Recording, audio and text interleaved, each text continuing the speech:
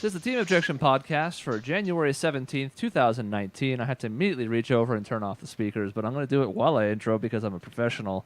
It's episode 375. The second crew, not the original crew per se, but the second crew, the longtime threesome, is here. Dave is off because it's his birthday as of recording, not airing, but whatever. You can wish him a happy birthday if you want to. Hurdy birdie! And if you don't care about Dave like the rest of us, you don't have to say anything. I don't think that's professional. That was just, basic coordination. You just reached over and... You can't even do the outro with no other distractions. I mean, because you were saying you're still talking while doing it. That's like 1.5 things. It has to get some credit. You're I'm right. not saying it's like, juggling 16 16 knives. That would be impressive. Yeah. This is not that, but it's something. Yeah. It's not nothing. And Dave's not here. So all my fuel is gone. I have nothing to talk about, actually. Actually, that's I do. Not true. You'll notice that I'm wearing a Kingdom Hearts shirt. Mm-hmm. Are you pumped? This is in honor of Kingdom Hearts 3 coming out. So this is in honor of God of War. So Macy's playing through Kingdom Hearts 2, and I forgot how sad that game is. Because when we played it for the channel, it's not sad. We have Detective Dogstreet and Goofy, who's been in every movie ever, and like Tommy Wiseau, Jack Sparrow, gallivanting around. But it's really sad. And I was listening to like Roxas's theme song at work. It's a sad one. Okay. Yeah, it is. And I'm thinking of the boss fight in Days where you kill Shaun. I almost got flack for this spoiler, and I don't care anymore. The third one's about to come out. She's going to play a role in that. How long did that come out? Like 6 years ago? And I started getting like teary at work listening to this song and just like really thinking about how sad it is. And then somebody was like, the line that always get me is, I guess my summer vacation's over. And I legit had a like tear down my face at work. So you were like Sora if Roxas was inside you. Yeah. Because he has that moment where like a tear comes through and he's like, why am I crying? I don't understand. Yeah. I was just crying at work listening to...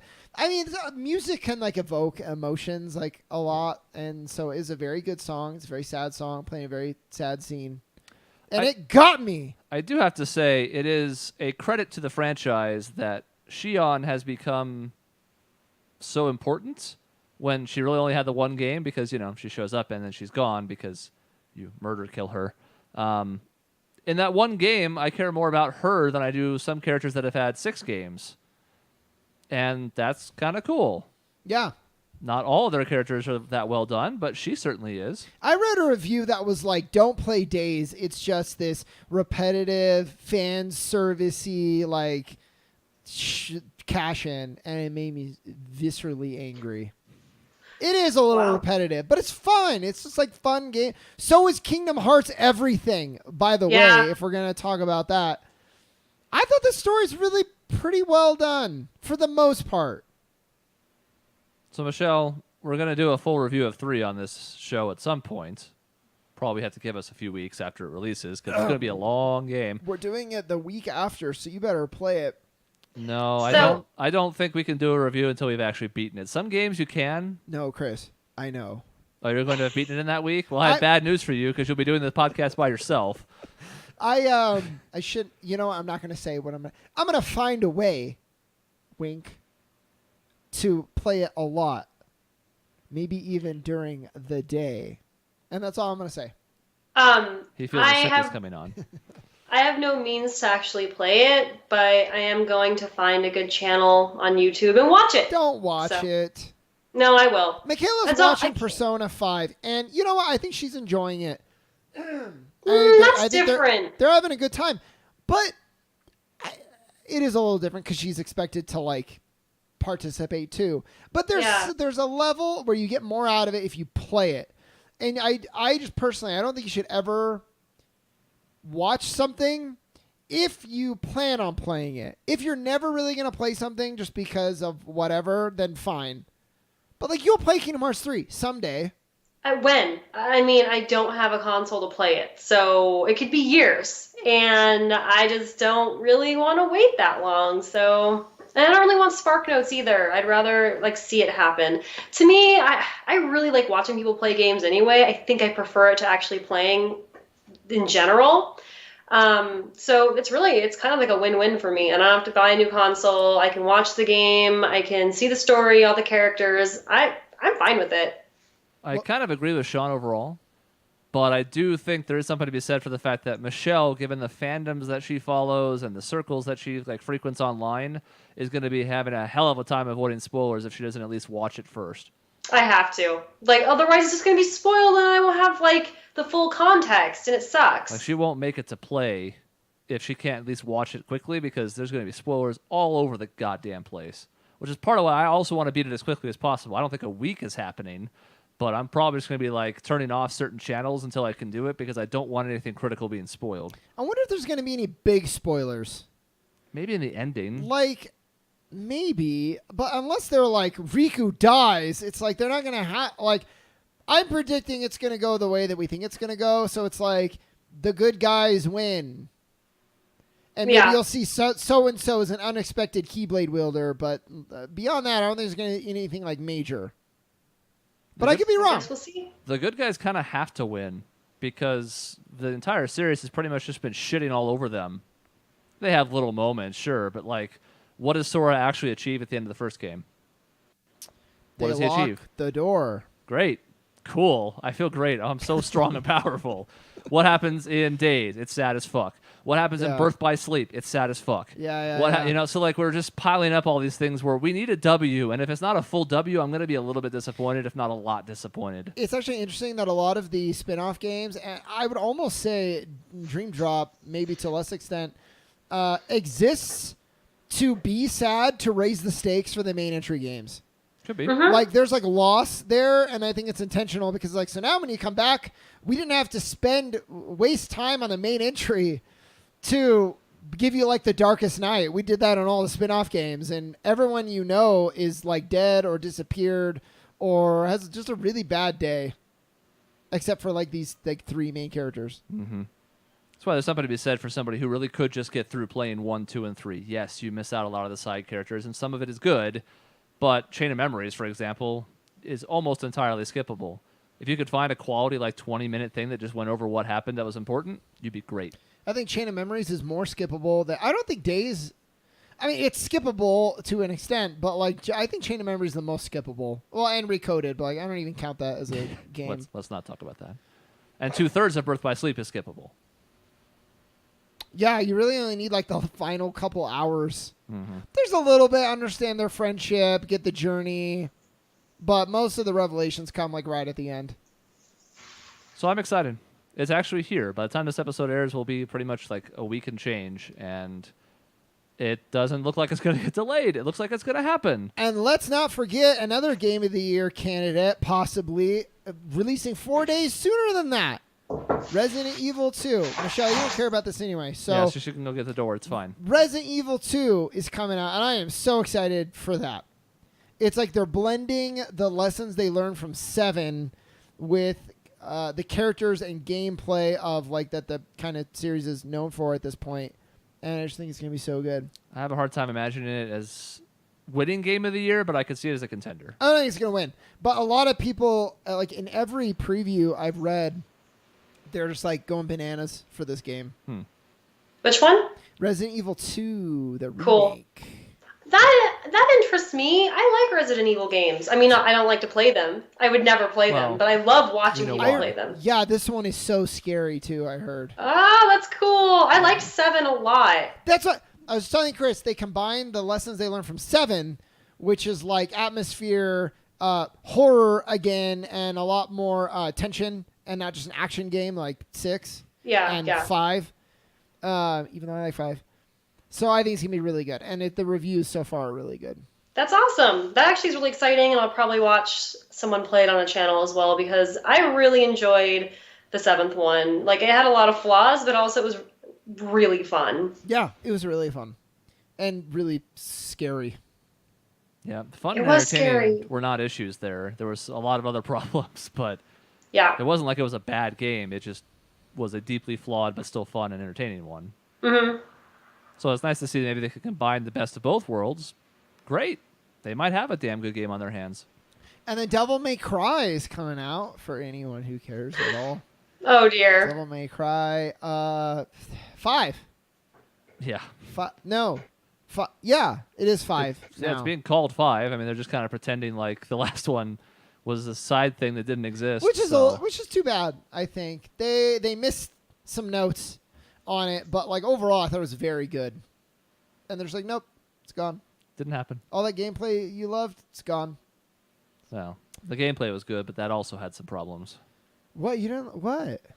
Like, I don't like. I like the approach of being standoffish with the people. Were not necessarily thrilled about Dante's redesign, so taking a scene to basically shit on them, for example, is just one touch of many. Where I'm like, I don't think they're doing big time DMC fans a favor here. Oh yeah, no, that's what I'm saying. Like all that, the story, the succubus is like saying the most like pornographic, demented shit I've ever heard. It's like I don't need this. The villain's not very good at all. No, but the gameplay is just like pure gold. Top notch. So once again, if they can corral some of the things that were in that game with some earlier DMC staples, and now they can make Nero a superstar, then let's go for it.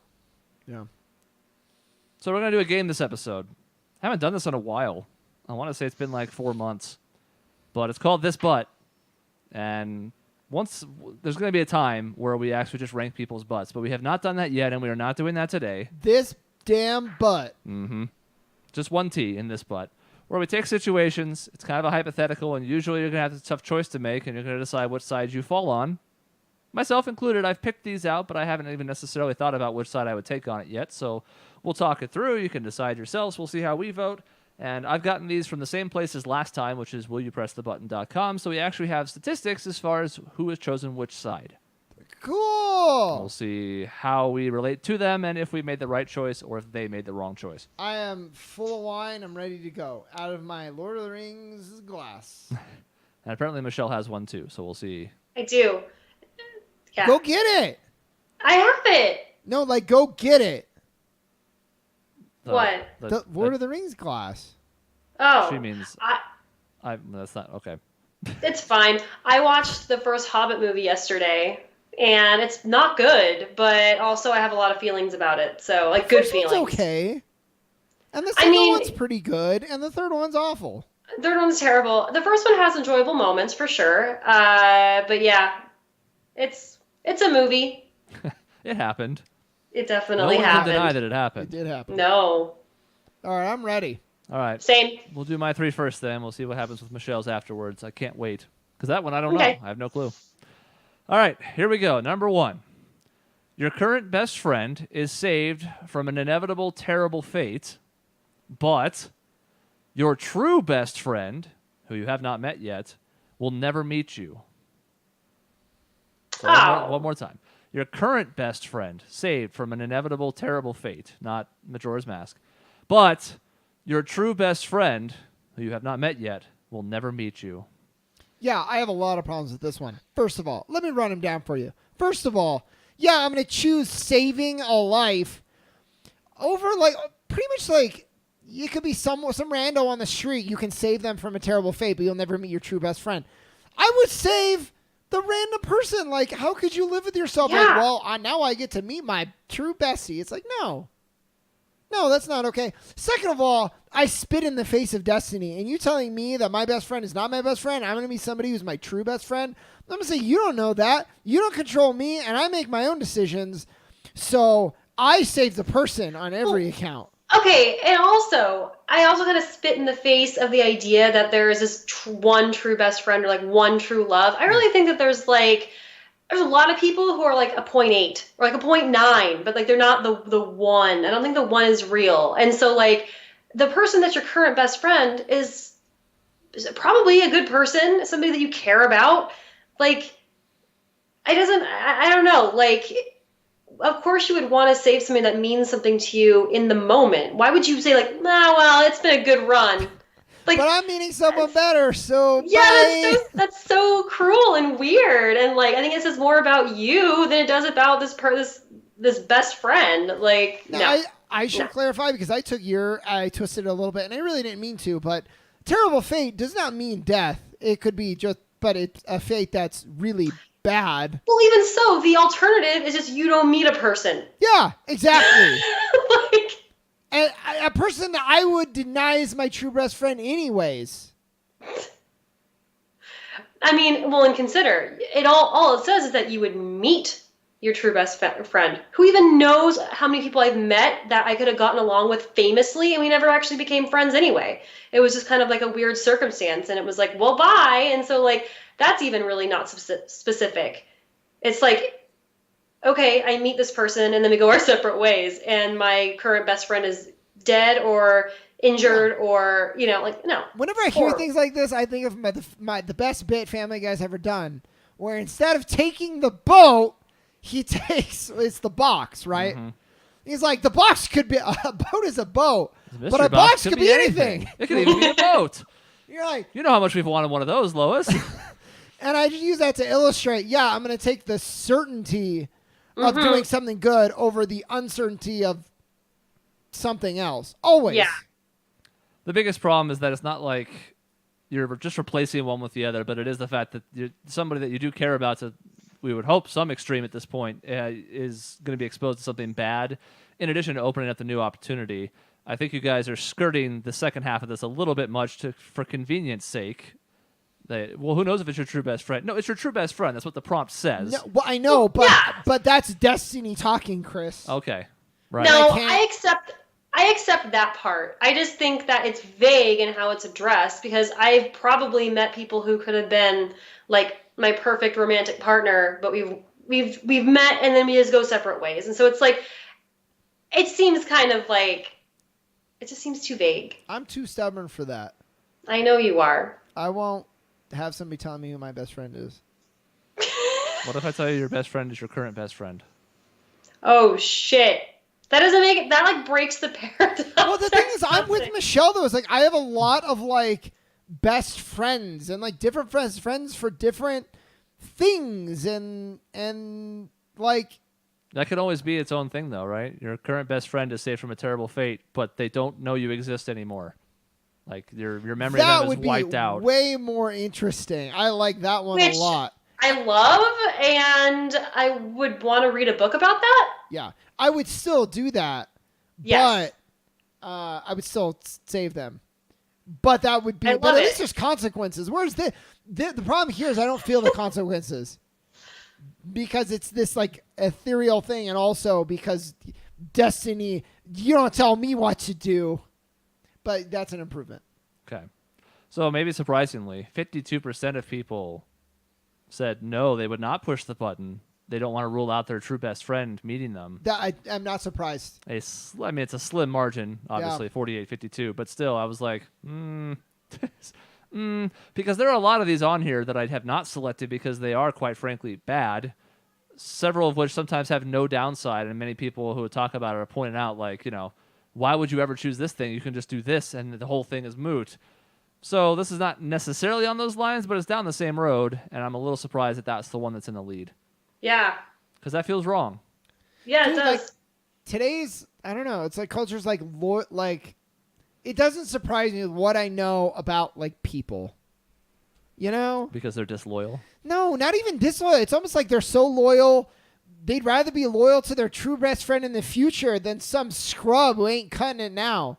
Yeah, there's very much like a bigger, better kind of mentality. It's like, well, I can do better, and so they move up the rungs. Like, So yeah, it is disloyalty. I mean, truly, that's what it is. It's just kind of like you move up the corporate ladder, capitalist ladder, kind of keep that mentality for your personal life.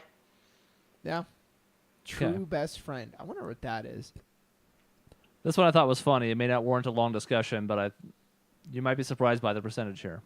Okay, number 2. You have the perfect woman or male or whatever, the perfect person as your girlfriend / wife / husband / again, blah, blah, blah. But he, etc. will always be better than you at everything. Oh, that's fine. Yeah, What's the problem with that? Like, I really don't understand people who get really weird and competitive about their significant others being better than them at stuff. Like, I guess everything would start to grate on you, but as long as they didn't lord that over you, and if they are like my soulmate, then they would not do that because that would be something that obviously would bother me and like that wouldn't be a thing. And so you should be happy for them. Like, I know people, and I've experienced it myself, where like a good thing happened to me, and my partner at the time was like mad/jealous because they deserved it. And it's like, what is that? That's not a partnership, and you're with this person. You should be happy for them that they've succeeded in so many things. Like, that's amazing. And yeah. Yeah. I mean, I was just seeing a statistic. I had to do some work training because, blah, blah, blah, annual. And one of the things I saw was like 55% of relationships where the two work at the same place, even if not directly with each other, fail. Because a lot of times situations like that come up where somebody gets a thing and the other person, unfortunately, even though they should be able to support you in that, is not able to handle it. I read Reddit relationships all the time, and this comes up often, and I truly don't understand it. I don't think I've ever felt like a pang of jealousy for a partner because they're doing well. I mean, granted, I don't know if it's ever happened at my expense. I guess that might be different, but if you're a partnership, it shouldn't matter. Yeah, I'm with you. A couple things. I would always want, even if it was like a rival, I like it when the rival is better. And I'm sure always better, no matter how good I do. I can never defeat them. That would get annoying, but like it's always pushing you to get better. When you're better than somebody else, a lot of times like, well, you're not always pushing yourself as much as you could be, and you're not getting better. And I've never had a problem in a relationship. There was one time, and it was because she was really competitive about and she would get mad if I was ever better. So we went snowboarding. And I was doing really well. By the end, I was like carving. Like for me, I actually regressed on subsequent trips. I was doing really well on this first one. And she's so competitive. And at the end, she's falling on her ass left and right. She can't even stand up on the goddamn thing. And she's like, I don't know. I think we did like similar. I think we're pretty like much the same. And I was like, you think so? Because I don't. Are you kidding me? And that was, as you can imagine, a huge fight. It's just so silly to me. Whoa, okay. I was like, don't fabricate it. Like that would bother me more than anything. But normally, I don't have an issue. Yeah, I mean, I think there's something to be said about having a competitive spirit. I do, but not in things that matter. It's just like games. Like, I want to win a game. But when it comes to like real life goals and stuff like that, or like creative hobbies or talents, like, I get so excited when somebody I care about does well with them. It really doesn't affect me or bother me. But I guess I would have to I think I would only want to play co-op games with my partner if that was the case. Because then what's the point? Like, if there's no chance of me winning, then it's like, I don't really want to indulge in this. Most board games are structured to where there's the elements of chance. Of chance. It's That's not true. chess. Chess is like, don't play. That would be completely out. But yeah, you're right. The ones that involve chance, I would be willing to play. But yeah, I could see where I'd have to put limits in the relationship, just because knowing that might make me a little irritated on some specific level. But overall, I think that would be totally fine. To have the perfect partner, really quick. Just because they're better than you doesn't mean they always are going to win. Like, I do stuff with people where I would say I'm better than and I lose, or vice versa. They're usually better than me, but I have a great day, they have a bad day, and I win. That's true. That's true. I think, go back to the work example real quick. I think what baffles me the most is when it is direct competition, because on the one hand, I understand, there is some inferiority involved with that when somebody else gets something and you see them all the time, but at the same time, it's like, you have a 2-income household. Now, either way, you've gotten the benefit of it. I know. If you really are in a serious relationship and you have a joint bank account or whatever the hell, how can you not see that as a victory, even if it's not you specifically? You should be over the moon about it. That's how I feel, too. So I don't... I consider Maisie's pretty much better than me at everything. Maybe not video games, although I will say... for the amount of time she's been playing compared to the amount of time I've been playing, she's really good.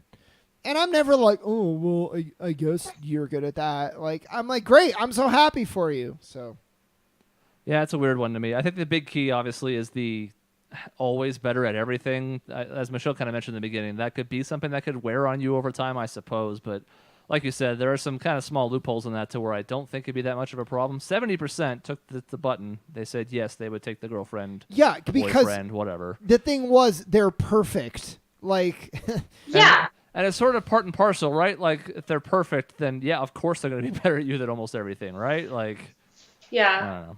There's Okay, not to mince words in it, but still. Before we go on, I remember this question on OkCupid, and I thought it was fascinating. And it was, would it bother you if your partner refused to acknowledge your flaws and just thought you were perfect all the time? And I was like, yes. Oh my God. And the guy I'm currently dating had said, no, it's totally fine with it. And like, I thought that was so weird. Like, if someone refused to acknowledge that I had faults, I think it would just freak me out. Like, that's and like I've weird. actually, I don't know. Those are hard because it's like refusing to acknowledge. Does that mean if you're asking for serious advice that they would lie to you? Because that doesn't. Yeah. Refusing to acknowledge and being dishonest about a question is kind of different. I think it's more casual. It's just kind of like, you're perfect kind of a thing. And it's like, I'm not though, like, I have a lot of flaws. And it's just like, oh no, like, you're perfect. It just kind of feels like there is some disingenuousness there, for sure. And it kind of just bothered me.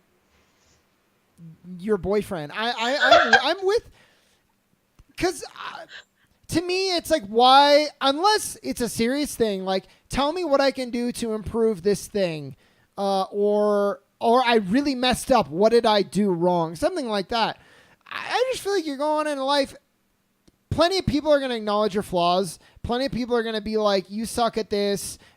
People are going to bring you down. Like, you're going to get that no matter what. Like, why can't the person who you love just, not acknowledge it? Say you're perfect.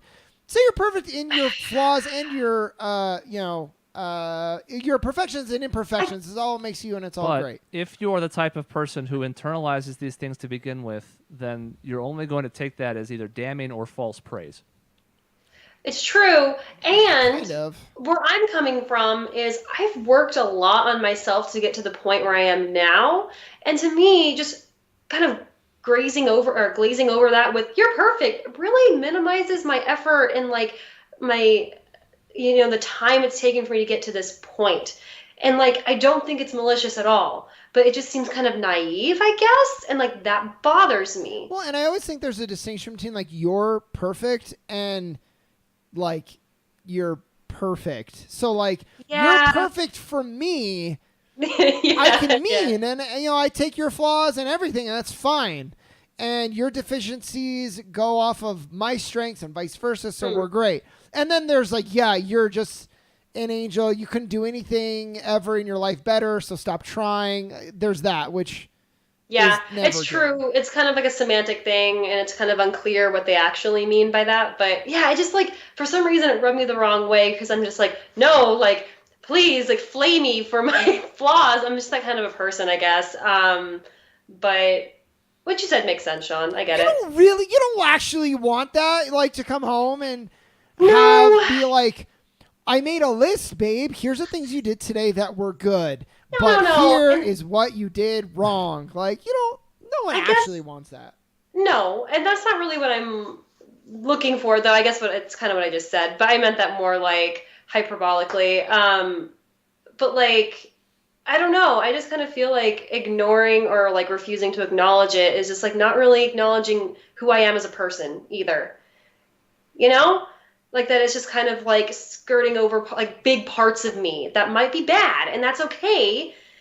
Like to have these things that are flaws. But I don't know. Anyway, knowing the person too. Like, do you have someone where if you tell them something, they're going to take it in stride and they're going to appreciate it and they're going to use it to get better? Or are they going to stew on it for 3 days and like it's going to really upset them? Yeah, that's true. That's true. Anyway, you're the latter. No, I'm just kidding. That's totally me. You are garbage. Yeah. Anyway, sorry for the tangent. It was just like it reminded me, like the term "perfect partner" or whatever is kind of funny. What are we here for if not tangents? That's true. There's no Dave. You can go on as many tangents as you want. Speaking of tangents. Speaking of the question number 3. I almost want to go off on another 10-minute tangent just to not go along with that. But Oh, we've done it before. yeah. Yeah. We're like, no, shut up, Dave. And then we talked about something else. Usually when that happens, too, it's something he usually can't contribute to.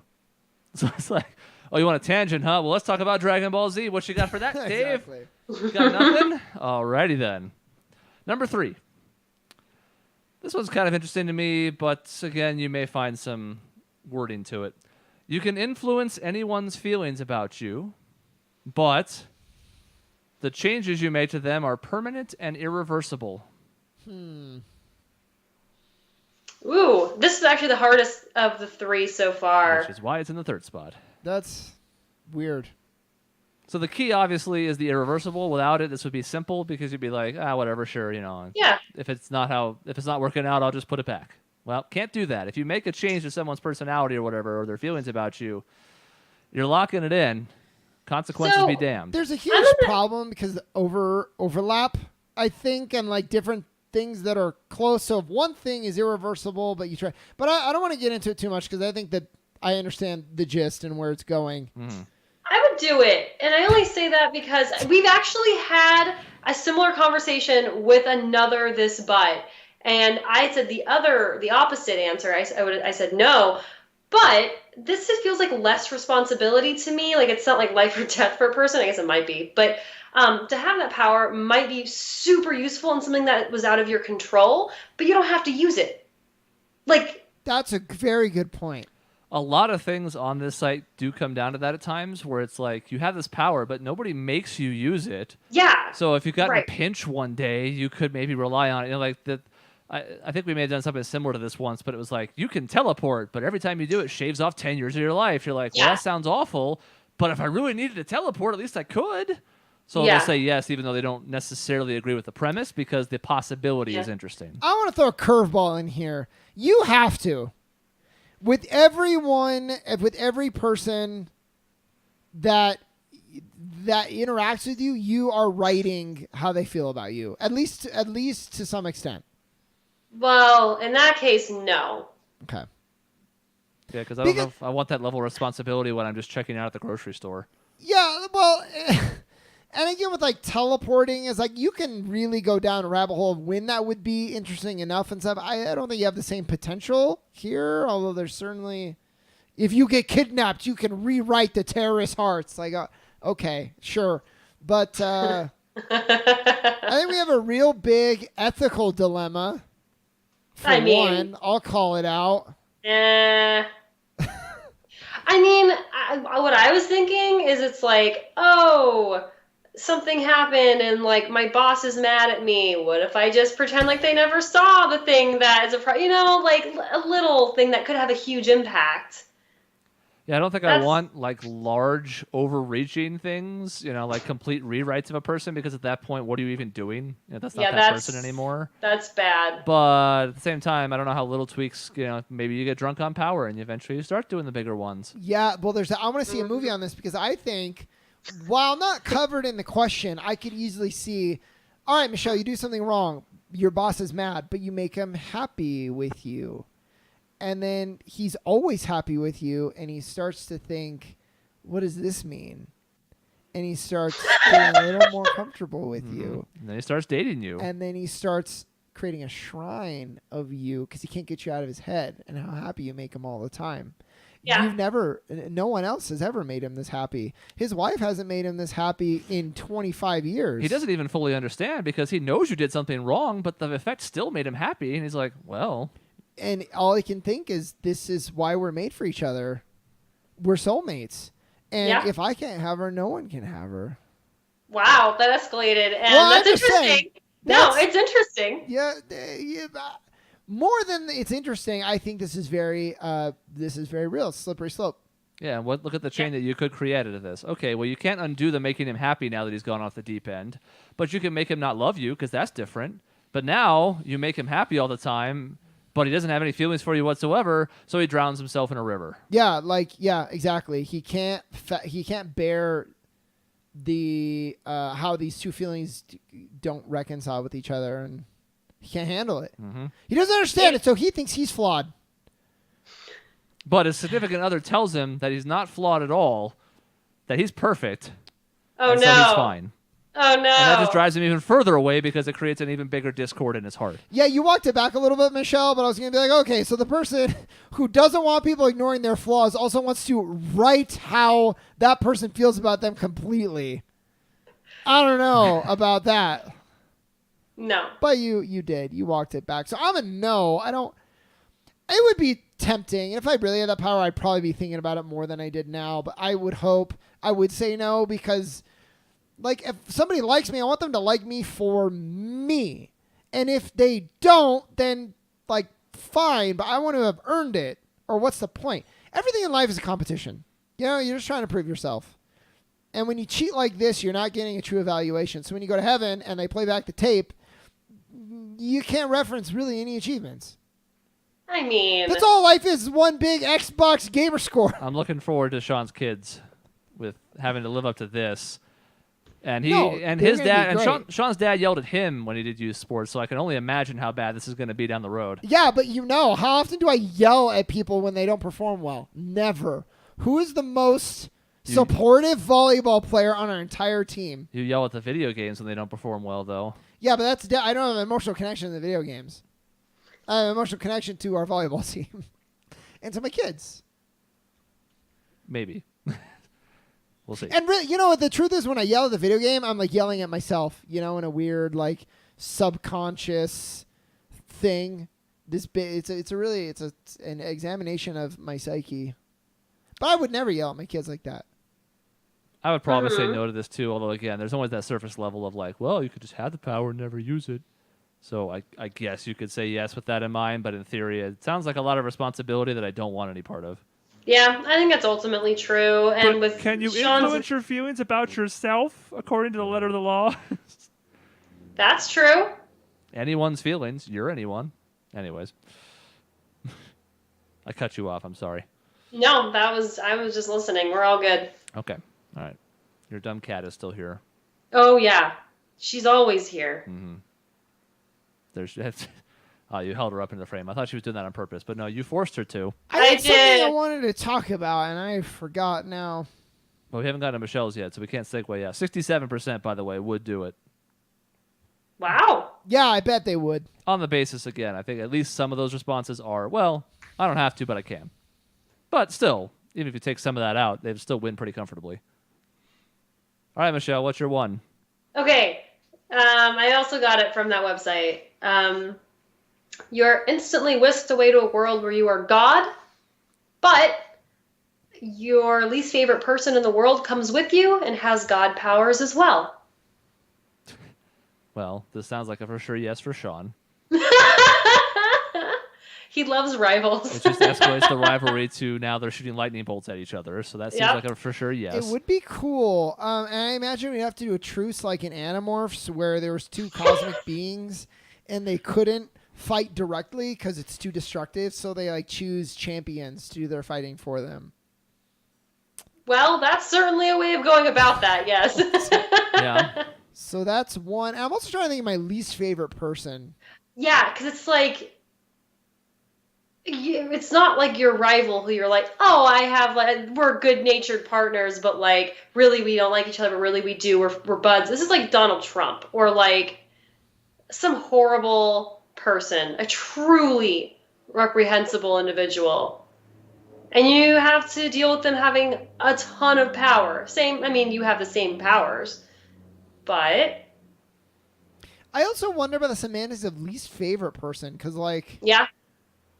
I think I get it, but you've never heard anyone on the face of the planet refer to their number one enemy as their he's least my favorite. least favorite person. You know what? Hitler was just my least favorite. Yeah. Right, yeah. So it it's does like- seem like too personal. Like it's your person, like someone you've met in person that you don't like. That's Yeah. kind of what that sounds like, but I would take it a step further and say that it's Like that guy on Most Facebook who's always hated. asking for money and gifts. Yeah. Like he's Yeah. one of my least favorite people. So Yeah.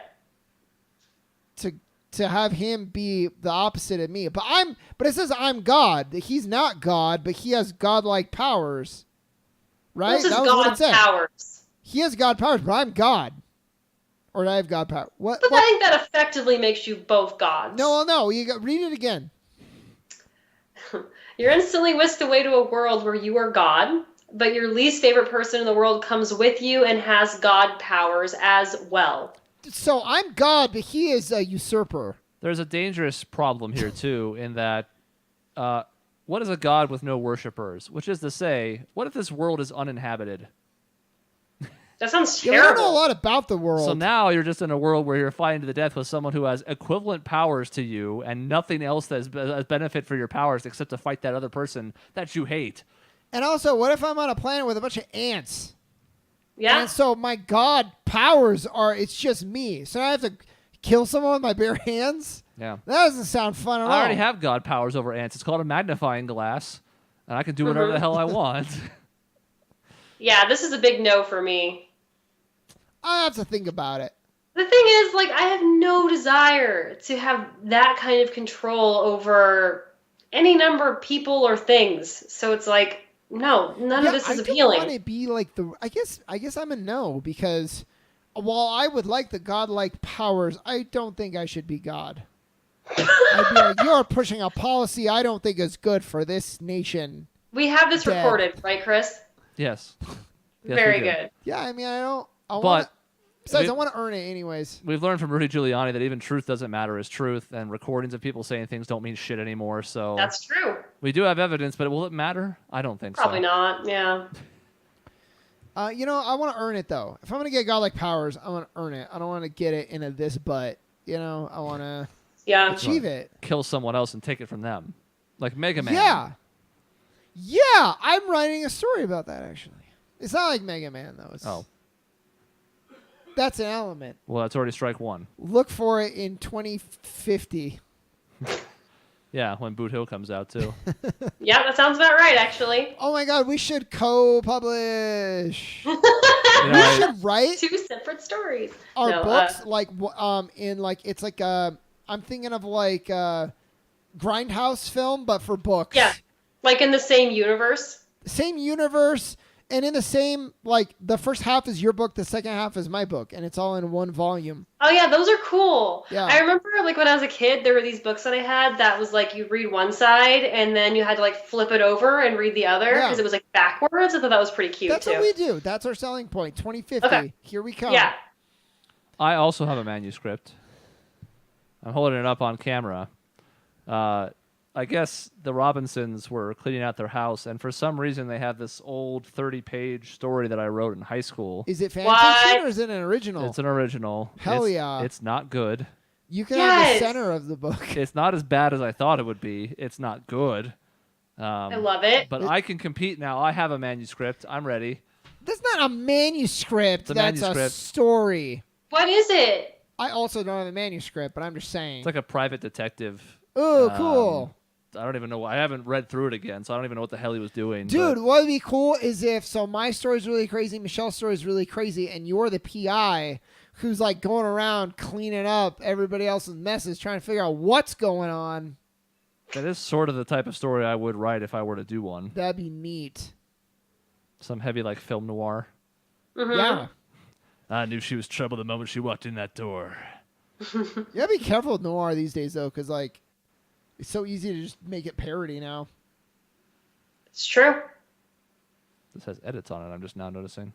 Weird. But I don't know whose handwriting that is, because it sure as hell wasn't the teacher I would have had this year. It's a ghost! Huh. I don't know. That's pretty fun. Writing is weird. Writing So is Maisie's weird. been yelping for the last probably hour, and I think she's alone in the room, and now she's talking to herself. She does. Oh. Playing Kingdom Hearts, and I think it's getting a little stressful. She's at the ending of 2. So I thought you meant that she was like on Yelp writing reviews for the last hour. No, like literally, she'll like yelp One the star. sound that one makes. 1 star. Like a coyote. 1 star. Yeah, Yeah. What she would do, she would rate everything 1 star. Hmm. I just heard her say "Okie dokie, smoky pokey." to herself while playing Kingdom Hearts. It's So possible Lincoln's in there too. I didn't think so, but I don't think so either because I saw him on the stairs. I didn't see which direction he went. I don't know. I would rather for my own self think she's alone and just going crazy. I talk to myself when no That's one nice. else is around, or at least I think no one else is around. I do it a lot. I don't do it a lot, but I scream at the TV a lot. That sounds right. By the way, She's doing it too. Oh my God, this is stupid. So she I'm- must be having a hard time. it's only a matter of time till that controller goes into the wall. Yeah. She'll pick it up over time. If that were me, that would See, happen. everybody has gamer rage, not just me. I do very badly. But you guys don't break. Well, no, it's not. Chris, you don't break stuff. Michelle, Not you anymore. do. I did when I was a teenager. Me too. Now I realize the value of things. Yeah, right. Like I could smash that controller, but it's $60, or if it's a Switch, it's like $80. See, at first I want to be like, I'll break it. That'll show it. And then I broke it, and I was like, well, now it's Can't really play. only punishing me. Yeah. Truly. I didn't show it at all. Although I feel like it kind of did, but it wasn't worth it. Yeah, that's the issue. Like you did show it, and you can feel a little better about it, but then you're like, now I have to replace it. Mm-hmm. Now I just feel dumb. Shit. Well, I have more to say, but I'm going to save it for next week. Okay. It's about a new show I'm watching and other little tidbits. And something else interesting, but I forgot. Really bothering me because you guys would have found it interesting, I think. You think so? Yeah, I do. But I can't think of it anymore. What could If it it's have not- been? Time sensitive. Who cares? Was You'll it remember it. time sensitive? Maisie sent me a text, just so you know, because it applies to this episode. Oh my God, I just cried so much when Sora realized it was Riku. She's still crying. I don't even know what part she's talking about. Because there's still Ansem. Oh, On the outside. okay, yeah. Ansem the Wise has not shot the moon yet to make the lasers turn Riku back into Riku, and let's not bother explaining how that happens, so we'll just leave that one alone. It's cool. You know what? The story, it makes a lot of sense. Yeah. It does. It does. It just requires more than most people, and more than it should. It makes a lot of sense thematically. Yeah. I don't know if the moment-to-moment actions that characters do and their consequences make any sense at all. Like, what is Kingdom Hearts? I sure hope 3 tells me. Well, it's like it's supposed to be. It's light. No, Exactly. No, it's not. There's It's like multiple the Kingdom equivalent Hearts. of like heaven or nirvana. It's supposed to be this kind of ethereal sort of thing. There's like 3 of them, right? Well, you can get. There's like a location Kingdom Hearts, and then there's like bodily Kingdom Hearts. Like there's a lot It's going on, spiritual and they Kingdom retcon Hearts. I the mean, it fuck makes out as of much it. sense as the Bible, I would say, and the That's Trinity. not a good example at Well, all. probably not. But You've picked a really bad horse to latch your wagon to. Yeah, there's at least internal consistency in the Bible. well, you have to understand. A lot of people where they're like, "Oh, I think Kingdom Hearts is stupid." How does someone live without the heart in their chest? So Oh, you well, get people with hyper literal freaking readings If that's of the it. road, like the hill they're gonna die on, then they shouldn't be playing those Yeah. games. Well, yeah, but that's but not- like, I That's mean- certainly too far. But then again, I don't think it's unreasonable to ask what the fuck happens to Ansem at the end of the first game, why he's strapped to a boat all of a sudden, and what that's supposed to be, and how you're flying in space. It's a metaphor. Right, and again, it excels as metaphor. It's really bad as far as what the fuck is happening right now. It's Yeah. okay. It's okay. It's needlessly convoluted, though. Well, that's I will Nomura, say. though, Yes. I think, to an extent. I think that's a byproduct of his leadership as much as anything. And again, sometimes that's great, too. I'm not even opposed to it all the time. There are just some moments where I'm like, okay, what are we doing right now? And here's the issue too: is it's delivered like it has no knowledge that it is convoluted. It's Right? played straight. So in Birth by Sleep, I just found out Xehanort is creating 13 clones of himself by gathering himself from throughout time. And that is delivered in the most nonchalant way, just like in passing. And you're like, no, you don't get to drop that. That's a big deal. They do the same thing in 2, where they're basically explaining all the anthems, and they have a Yeah. whole side cutscene in the middle of the Tron world, basically, when you're doing the 2 parts of it, where they're like, oh, by the way, that anthem's not Ansem. That anthem is Xehanort. That Xehanort is not Xehanort. He's a shadow of Xemnas. Xemnas is, and you're like, wait a minute, we're just going to do this in 5 minutes in a casual conversation with Tifa in the room? What?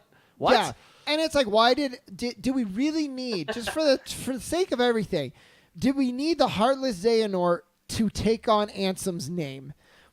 Just to simplify things down the road, was that really the best decision? Probably not, because it got really confusing. Yes. Because Ansem is a real guy, but he's a different guy. But it was for, like, the purpose of it being a mystery. Yeah, but that's one of those things where if there's not even a 0% chance that you can solve it, it's not a good mystery. Yeah, it's like a mystery. We don't know. Like, we don't know. No, it's bad. I'm not defending it. I'm explaining what why they did that. They do the reveal that Diz is Ansem, and you're like, cool. Who's Ansem? Exactly. Like, yeah, this is neat, and I'm cool. I'm interested to see what this character's about and what his partnership with Mickey is. Like, I'm not against it, but I'm like, you've done this reveal. Like, oh, you didn't see that coming. I'm like, you gave me 0 chance to do so. So of course I didn't. Couldn't Ansem not have been Diz, and he could have just been Ansem? Yeah. And maybe they don't refer to his name, and that would have been it. That would have been enough. We start off too in a digital world that we don't know is digital, with a character who's wrapped up, who's not the character he purports to be. That we'd never met before. With Riku, who's not the character he purports to be. Looking like Ansem. Yeah. Who's not Ansem. No. He's Xehanort. Yeah. But the Heartless form. Yeah. The real Ansem is there, but he's Diz. Yes.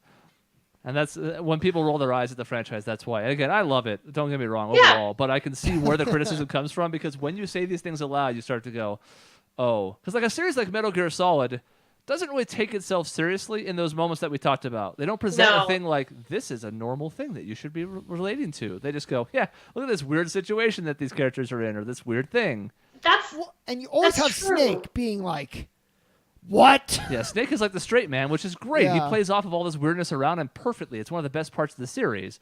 There is nothing like that in Kingdom Hearts. There are no straight men. Another Metal Gear. Like, I'm with you. I didn't know there was one either. Yeah, That's true. I think the tone for Kingdom Hearts is kind of all over the place sometimes, and so it's hard to know, like, what is kind of like self-aware and what is not. And it kind of feels like none of it is very self-aware, to be honest. It's hard because it takes buy-in from the player.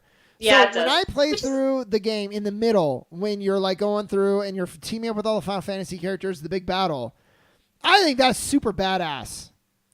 We had Kevin over who was shitting all over it. And from a perspective, you have Mickey Mouse being like, let's kick his ass. And you're like, okay, I can see how you could think this is really dumb. Mm-hmm. But because I bought in, I love it. So it's a really interesting series for sure. I mean, really from the beginning, the premise of like Final Fantasy and Disney alone was like, this is going to be weird. And it was, and it has been. Yeah. And they still haven't reconciled it all that well. But No. because there's some crossovers that just don't work. Case in point, the Pirates of the Caribbean world. I still wonder if this was the I'm of two minds, because I'm like, was this the vehicle that we wanted to attach this crazy story to? Could it have maybe been more simple and then you release another just a RPG and more generic later? But at the same time, I'm glad they did, because I like these games. So I don't know. It's weird. Yep. Well, we went full circle from Kingdom Hearts to this butt to Kingdom Hearts. Dude, I Truly. like Kingdom Hearts right now, so I'm okay with that. We may not talk about anything else for like 3 weeks, which is going to be of great discomfort to Dave. Dave knows Kingdom Hearts at least. I actually can't wait to get Dave on next week and to talk about what little he knows about Kingdom Hearts. I hope he pronounces all the characters' names wrong. Raikou and Sarah. Kiri. Kairai and Kairai. yeah. God forbid what he's going to do with the Organization 13 members. Did you guys know that Xehanort is an anagram of no hearts? With a an Z. X. It's also another. Oh. Without the X, which is what most of the organization names are built off of. What happens when you take out the X, like Sora and Roxas? That's the real anagram. No, it's no heart. That's what they said. Yeah, you can do both. Yeah, but the fact that it's... And like, I look at that and I'm like, that's really cool and clever. But then it's also like, God damn, that name sucks. Well, that's why the Organization 13 names are all a bit all over the place, because sometimes they backward engineered them just to make it work. And you're like, Yeah. this is not a name that you've left with to make an anagram out of it afterwards. No one in history spelled Lee, L-E-A. No, never. You're like, Axel, that's cool, but to make it fit your naming convention, now you have Leah. Axel. Leah. Yeah, Leah. That's definitely his name. I mean, that's what it looks like. Well, it's Lee. It's Lee, everyone. Uh-huh. Yep. And Isa. No one's ever been named Bragg. No, but to make a cool sounding name like Zigbar, I guess that's the only thing we could come up with was what other combination of things are you going to make out of Bragg. B-R-I-A-G? So bad. Bragg. Like, all right. You guys clearly had some cool concepts. Like, again, Xehanort was awesome. Roxas was a cool reveal with the sword thing. Like, that was all well and good. You didn't have 13 of them, and you maybe shouldn't have tried. Or you should have tried harder. One or the other. Anyways. Rigba. I'm just trying to think. What they should have just done was think of regular people's names and then put in the X. So then the secondary name is a little nonsensical, and then it makes sense later, and that's fine. Yeah. They didn't do that. I don't think they... Rajib. If someone's name was Steven and they made it with an X, you could do that. It'd be like... Steven. Venxist. Yeah. It's not great, but it's better than Bragg. Anyways, we can talk about Kingdom Hearts for literally 4 hours, so I suppose we better curtail the episode here. That's the end of the show. In between episodes, you can find us at our website, objectionnetwork.com, where there's a bevy of other Kingdom Hearts material, and certainly more still to come. On social media, we're at Team Objection. YouTube.com/Objection Network has other Kingdom Hearts material and other videos, including our D&D campaign and other video game playthroughs. And finally, you can send emails to the show to objectionnetwork@gmail.com. See you next time. Bye.